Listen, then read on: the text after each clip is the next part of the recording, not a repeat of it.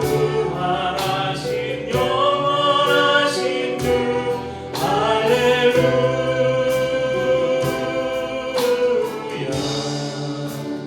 어린 양 찬양, 어린 양 찬양, 오직 그 이름 송축하리라. 모든 무릎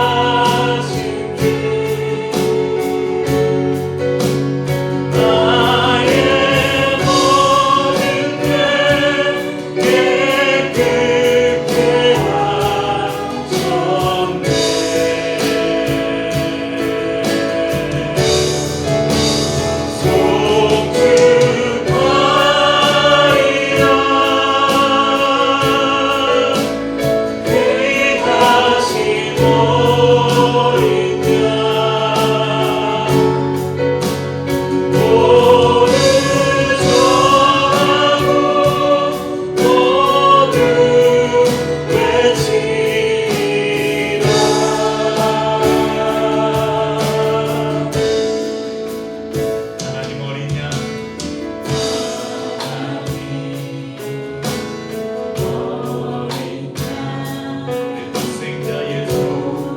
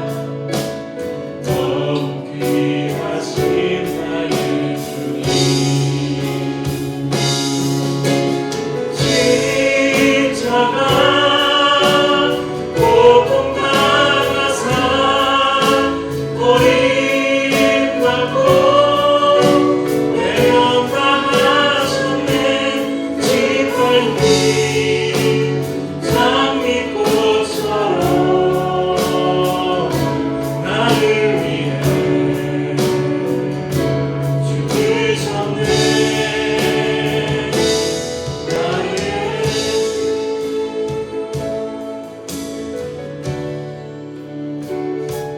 이 찬양은 저희가 대부분 이런 고난 주간 정도 돼야 한 번쯤 부르는 그런 찬양입니다.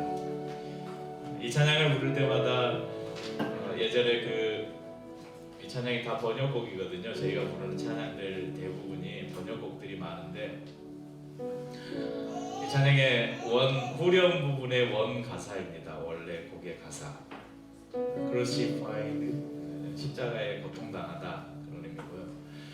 Laid behind the stone, 돌 위에 누이시고 You live to die, 죽기 위해 사셨고 거절당하셔서 홀로 되셨고 땅 위에 짓밟혀진 장미꽃처럼 You took the fall, 떨어지셨다가 이 지옥, 음부까지 떨어지셨다. 근데 이제 이 가사가 길다 보니까 우리말로 번역을 하면서 저희 가사에는 들어가지 않은 한 단어가 문장이 있어요. Thought of me. 이게 생각하셨다. 그러니까 십자가에서 달리셔서 예수님이 우리를 생각하셨다. 저희 가사에는 없어요, 그 가사가.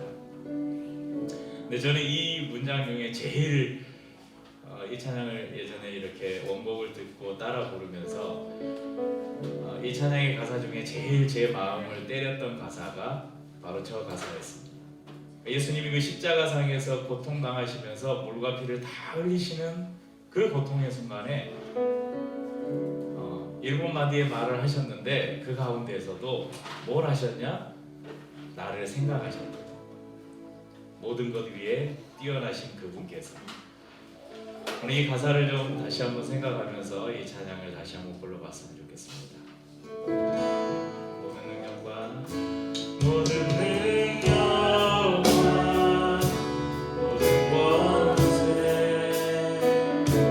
모든 것 위에 뛰어나신 분이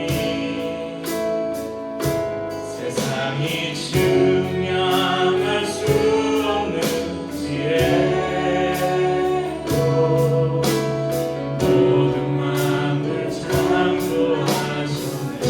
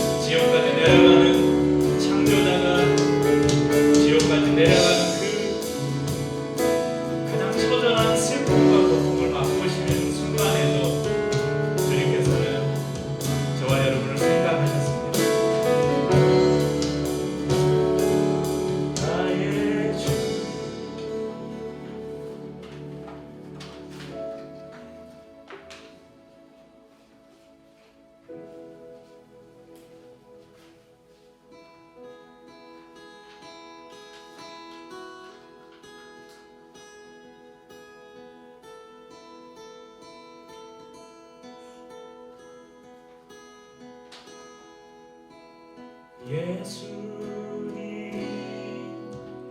그의 희생 기억할 때 자기 몸 버려 죽으신 주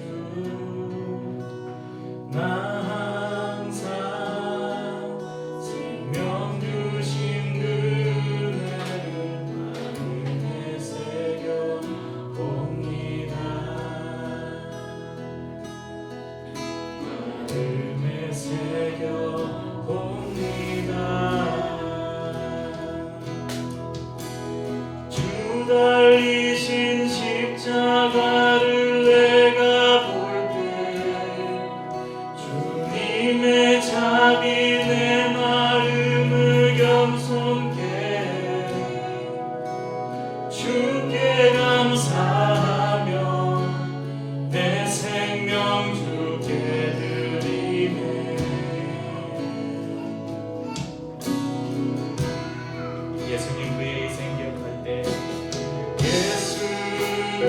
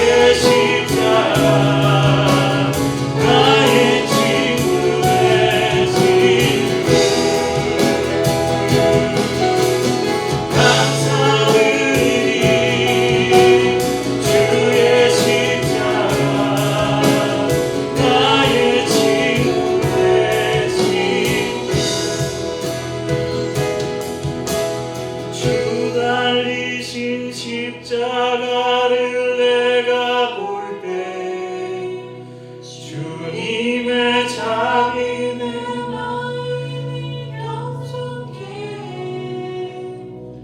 주께 감사하며 내 생명 주께 드리네.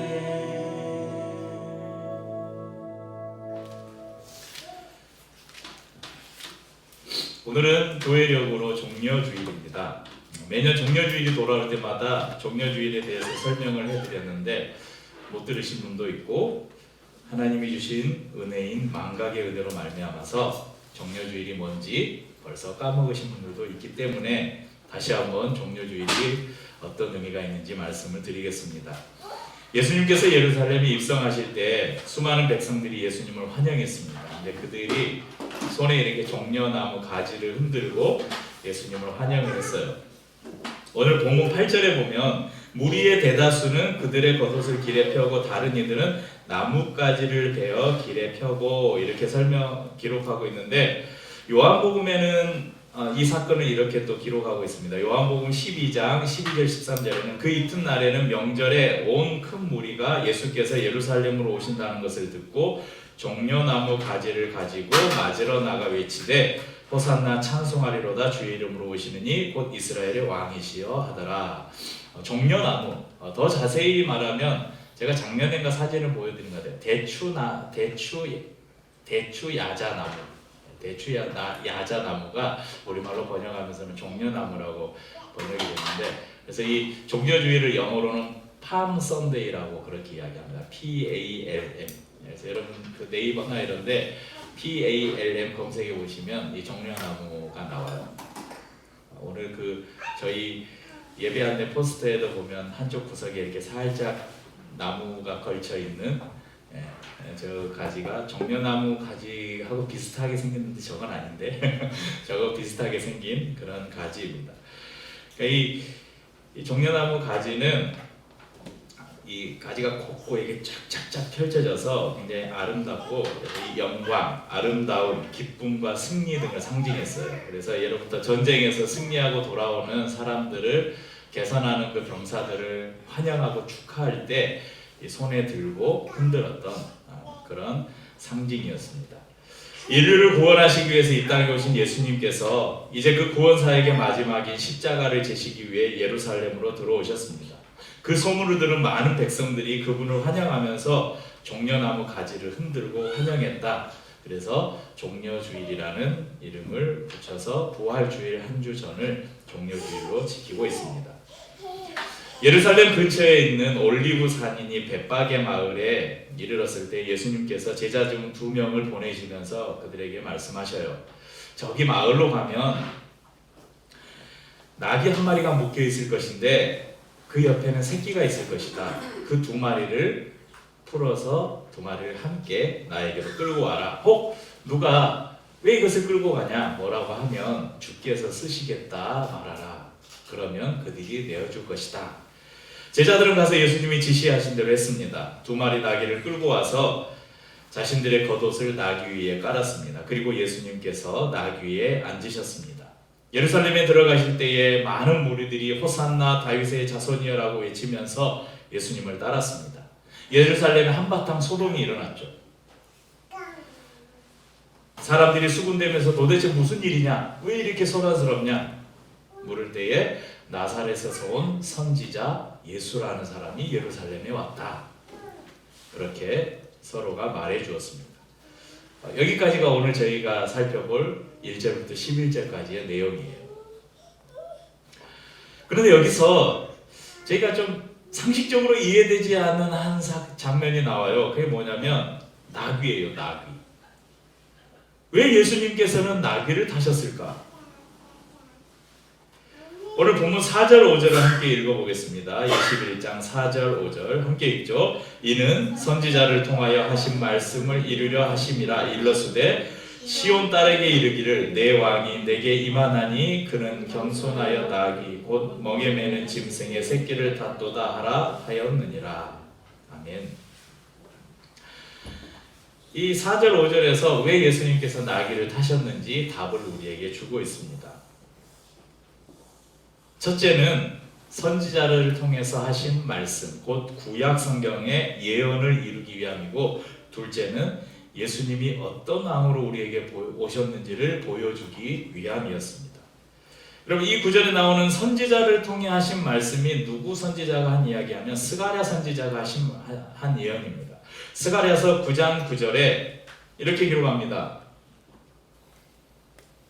시온에 따라 크게 기뻐할지어다. 예루살렘에 따라 즐거이 부를지어다. 보라, 내 왕이 내게 임하시나니 그는 공의로우시며 구원을 베푸시며 겸손하여서 나귀를 타시나니 나귀의 작은 것 곧 나귀 새끼니라. 여러분, 스가랴 선지자는 BC 520년경에 활동했던 선지자입니다. 그러니까 예수님이 오시기 전, 그러니까 주전 520년 전, 그러니까 예수님이 오시기 500여 년도 더 전에 앞으로 오실 예수님이 어떤 모습으로 오실지를 예언하고 있어요. 그런데 그분이 오셔서 예루살렘에 이제 구원의 왕으로 오시는데 그분이 무엇을 탔는가? 나귀를 타셨다. 근데 그 나귀 중에서도 새끼 나귀를 타셨다. 그러니까 오늘 왜 예수님이 제자들에게 어미 나귀가 새끼 나귀가 있는데 그 나귀 두 마리를 왜 같이 끌고 오라고 했는지 이렇게 답이 있는 거예요. 예수님께서 타시려면 힘세고 큰 어미 나귀만 끌고 오면 되잖아요. 근데 오늘 본문에는 그 옆에 있는 새끼 나귀까지 끌고 오라고 했어요. 바로 성경의 예언을 정확하게 이루기 위함이었습니다. 두 번째 의미도 잘 설명해 줍니다. 여러분, 그분은 지금 이스라엘의 왕으로 지금 예루살렘에 들어오고 계십니다. 그분은 공의로운 왕이십니다.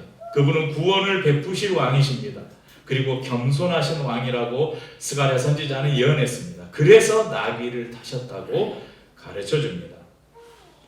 여러분, 예수님 당시에 왕들은 어떻게 다녔을까요? 왕은 뭐 타고 다녔을까요? 말 타고 다녔겠죠. 그 말 중에서도 아주 멋있는 백마를 타고 다녔을 거예요. 아니면 아주 화려하게 장식된, 막 금으로 장식된 마차를 타고 다녔겠죠. 전차나 마차를 타고 다녔을 것입니다. 그런데 예수님은 나귀, 그 중에서도 작은 새끼 나귀를 타셨습니다. 이어지는 스가랴서 9장 10절 말씀에는 이렇게 말씀합니다. 내가 에브라임의 병거와 예루살렘의 말을 끊겠고 전쟁하는 활도 끊으리니 그가 이방 사람에게 화평을 전할 것이요 그의 통치는 바다에서 바다까지 이르고 유브라데 강에서 땅 끝까지 이르리라. 여러분, 예수님은 힘없는 나귀를 타셨지만 병거와 말을 끊을 것입니다. 예수님은 평화로 전쟁을 이기실 것입니다. 예수님께서 이루실 구원은 병거, 말, 활, 전쟁으로 비유되는 무력이 아니었습니다. 나귀를 타신 모습을 통해서 예수님이 어떤 방식으로 구원을 이루실 것을 스가랴 선지자를 통해서 미리 우리에게 말씀해 주셨고, 그 말씀을 그대로 예루살렘에 입성하시는 그 모습을 통해서 우리에게 확인시켜주고 계시는 것입니다. 여러분, 우리가 기억해야 될 중요한 사실이 있는데요. 예수님께서 비록 나귀 새끼를 타고 예루살렘에 오셨지만 그분은 여전히 변치 않는 왕이셔요. 나귀를 탔다고 왕이 안 되는 게 아니에요. 영국의 엘리자베스 여왕 1세 통치 시기에 유명한 탐험가이자 여행가인 이 월터 롤리 경이라는 사람이 있었는데, 이 사람이 여왕의 총애를 받았다고 합니다. 그런데 그에 대해서 이런 이야기가 전해져 내려옵니다. 어느 날 런던 거리를 여왕과 함께 걷는데 비가 와서 빗물 때문에 땅이 질퍽한 부분이, 물이 고여서 질퍽한 부분이 있으니까 이 월터 경이면 그래도 어느 정도 신분이 있는 사람이잖아요. 이 월터 경이 자신의 겉옷을 얼른 벗어서 그 질퍽한 부분을 딱 깔아주고 여왕의 발에 물이 묻지 않게 건너게 했다고 합니다.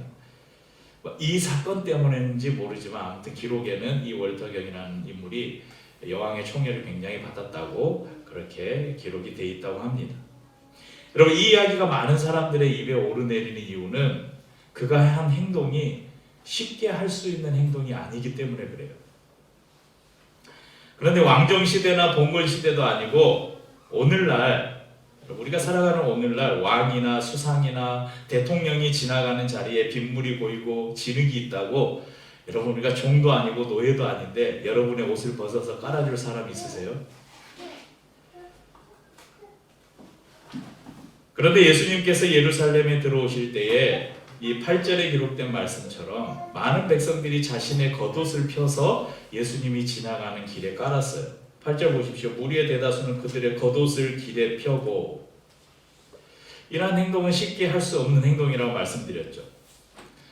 아마 이러한 행동을 할 수 있는 경우라면 상대를 향한 정말 지극한 존경심이나 사랑이 있을 때, 아니면 상대방에게 내가 아주 목숨을 비쳤거나 큰 신세를 졌을 때, 아니면 아마 이런 경우도 있죠. 상대방을 통해서 내가 필요한 것을 얻어내고 싶을 때, 우리는 아부라고 하죠.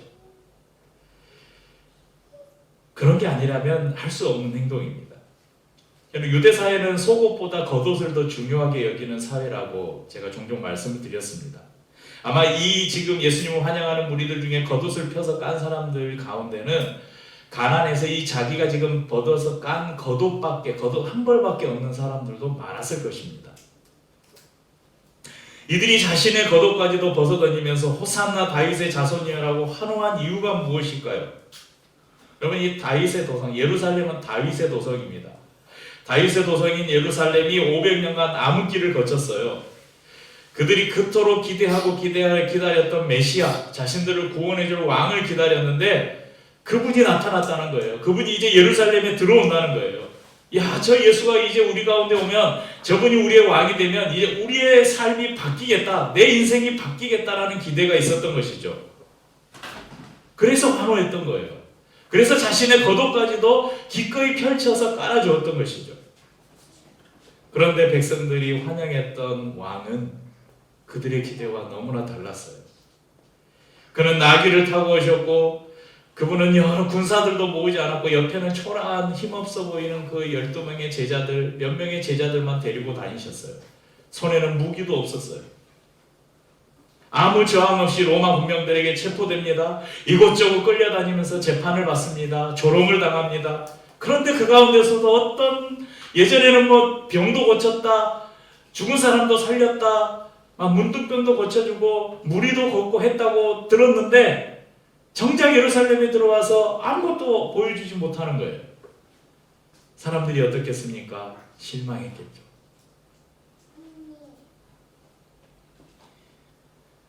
우리가 그토록 기다리던 메시아라면 이 지금 저 로마 총독과 군대들을 다 몰아내고 새로운 왕국을 세워서 이제 우리를 편안하게 우리를 지키고 보호해 줄 것이라고 기대했지만 실망만 안겨주었습니다.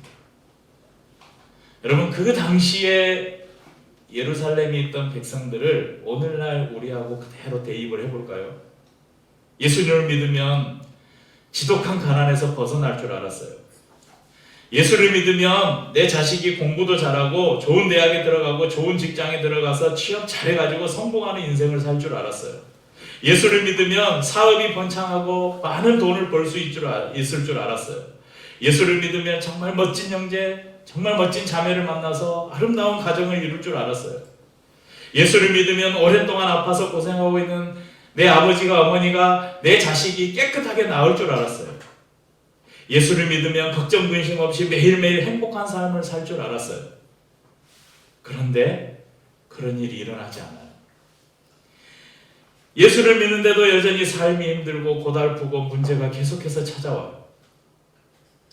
예수를 믿을 때 예루살렘에 입성하시는 예수님을 환호했던 백성들처럼 기쁨과 감격에 들떠서 내 생명까지도 주님께 기꺼이 드리겠습니다, 그렇게 고백하고 찬송했던 그런 고백은 온데간데없고 실망과 원망만이 사람들의 마음속에 남아 있습니다.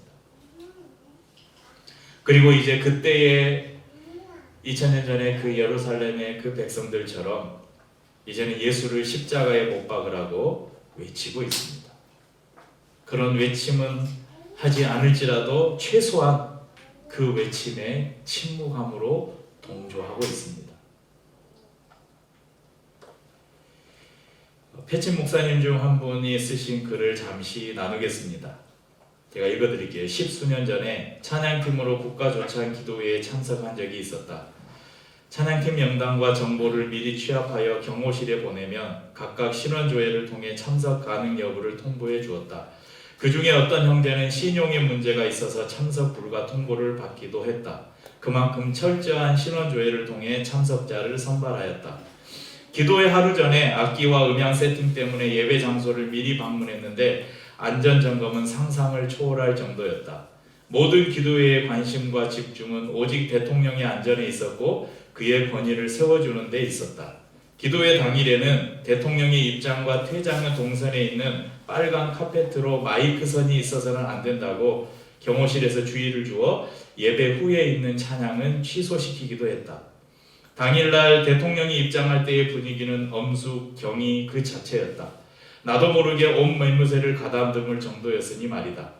내 평생에 이렇게 긴장 가운데 예배를 드린 적은 없었다. 내가 하나님을 예배했는지 대통령을 예배했는지 혼란이 올 정도였으니 말이다. 그런데 그럴만도 하다. 한 나라의 대통령이 왔으니 말이다. 대통령은 한 나라를 대표하는 유일한 인물이며 그의 안전이 곧 대한민국의 안전이기 때문이다. 매주 우리들의 교회에도 한 왕이 오신다. 그분은 우리가 초라하게 만드는 왕이시며 제대로 대접받지 못하는 왕이시며 대통령만도 못한 왕이시다. 이번 주에도 그 왕은 오신다. 찔리지 않으세요? 예수님이 정말 여러분의 왕이세요? 정말 예수님이 나의 왕이라고 고백하는 여러분의 고백이 진실된 고백입니까? 여러분, 저도 군생활하면서 대통령을 만나봤어요. 김영삼 대통령 시절에 대통령이 항상 연초가 되면 부대 몇 군데를 육해, 공군, 해병대 이렇게 한 군데 부대씩 정해가지고 부대 연초 순시를 하는데 저희 부대가 당첨이 됐어요. 김영삼 대통령이 평소 아침마다 조깅을 즐겼어요. 그래서 아침 일찍 오신대요. 그래서 한 3개월 동안 조깅 연습만 했어요. 우통 벗고 군화 신고 그래가지고 무릎이 나간 사람도 꽤 많았어요. 아침 먹고 뛰고 저녁 먹고 뛰고 박수 연습하고 당일날 와서는 자 뭐 저기 박수 군가 같은 거 하지 말고 편안하게 뛰세요. 그래가지고 그동안 3개월간 연습했던 거 아무것도 안 하고 그냥 아무 소리 안 하고 뛰었어요.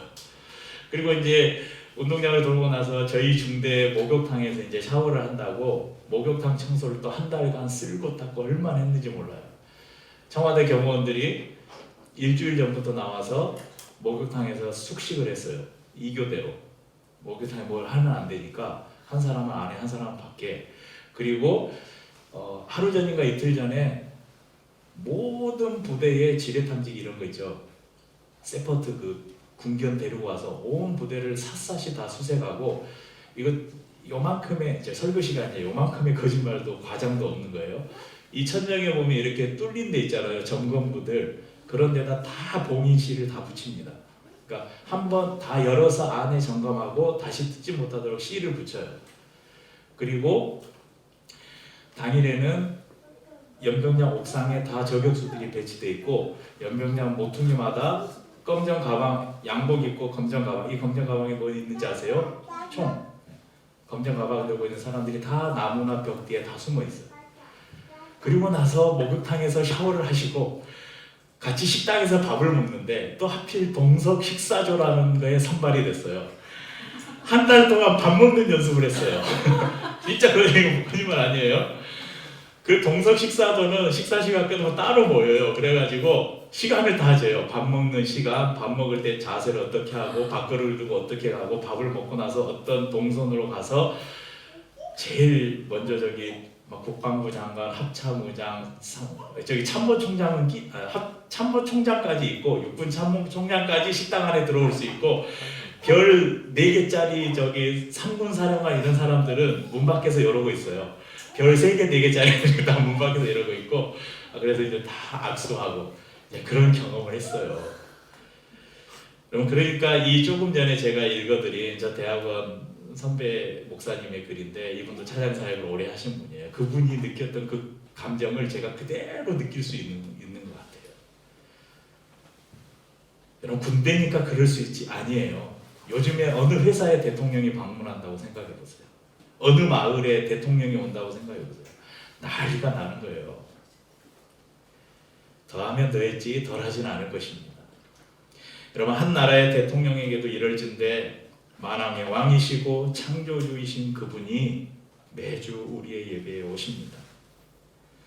우리가 대통령을 만나지 못했지만, 직접 만나지 못했더라도 그의 통치가 모든 국민들 가운데 미치는 것처럼 예수님의 통치는 우리의 모든 시간과 삶에 미치고 있습니다. 그런데 특별히 마치, 여러분, 우리가 대통령 못 만났지만 지금 대통령이 대한민국을 다스리는 통치가, 그 사람은 저기 용산이나 어디에 지금 있겠지만 그 통치가 지금 우리에게 미치고 있어요, 없어요? 있잖아요. 마찬가지로 우리가 일상을 살 때 하나님의 아들이신 그분의 통치가 우리의 삶에 미치고 있어요. 그런데 여러분, 대통령이 저 용산에 있다가 어느 날 갑자기 우리 교회로 온 거예요. 그럼 어떻겠어요? 난리가 나겠죠. 막 청소하고 어쩌고 망하겠죠. 근데 예수님이 평상시에 우리의 삶에 그렇게 우리의 삶을 통치하시다가 주일이라는 예배, 공동체 예배라는 특별한 시간에 예수님께서 이곳을 찾아오시는 거예요. 우리와 예수님의 특별한 만남을 갖는 시간이 바로 예배입니다. 우리의 통치자, 우리의 왕이 우리 모임 가운데 직접 오시는 날이 바로 우리의 예배입니다. 여러분, 우리는 우리의 왕을 어떻게 맞이하고 있습니까? 오늘 여러분에게 드리는 이 권면은 절대 여러분을 책망하기 위한, 혼내기 위한 그런 이야기가 아닙니다. 주님께서 저에게 맡겨주신 성도들을 바른 길로 목양해야 하는 책임을 가진 목회자로 예수님을 향한 여러분 우리의 마음, 우리의 태도를 한번 돌아보자는 취지에서 여러분들을 권면합니다. 여러분에게 주일은 어떤 날입니까? 여러분에게 예배는 어떤 의미입니까? 여러분, 피곤하다고 빠지고, 약속 있다고 빠지고, 아프다고 빠지고, 성도 중에 누군가 보기 싫다고 빠지고, 오늘은 기분이 그냥 별로라고 빠지고.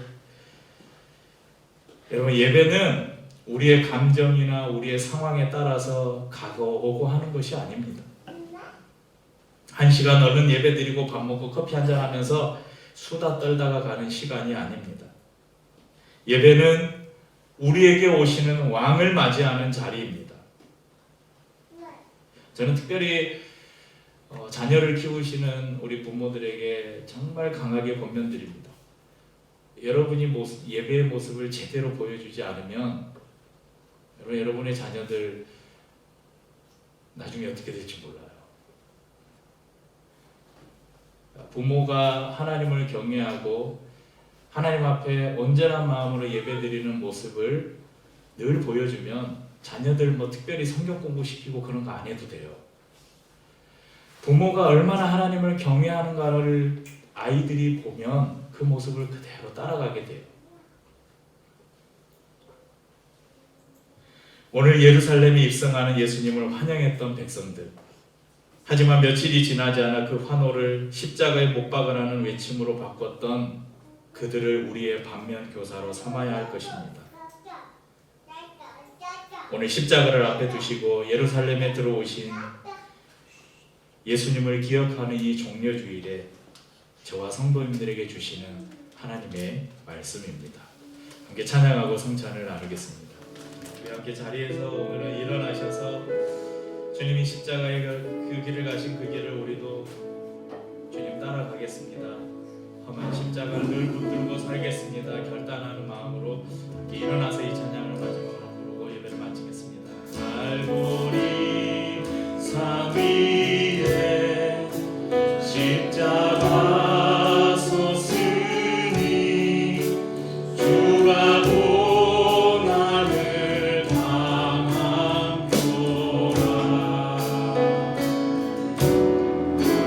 험한 십자가를 내가 사랑하는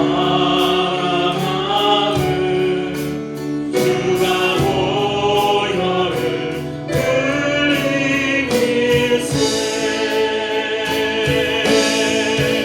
최후 승리를 얻기까지 주의 십자가 사랑하리. 빛나며